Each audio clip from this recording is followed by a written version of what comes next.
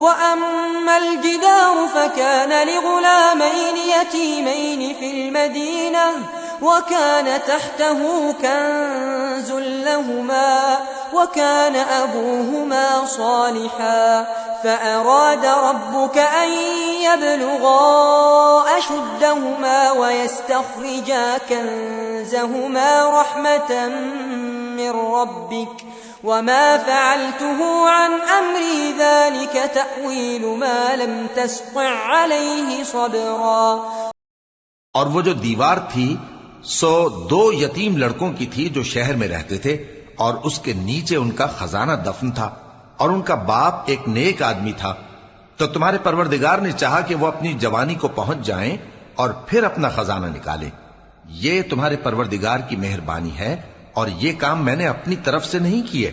یہ ان باتوں کی حقیقت ہے جن پر تم صبر نہ کر سکے۔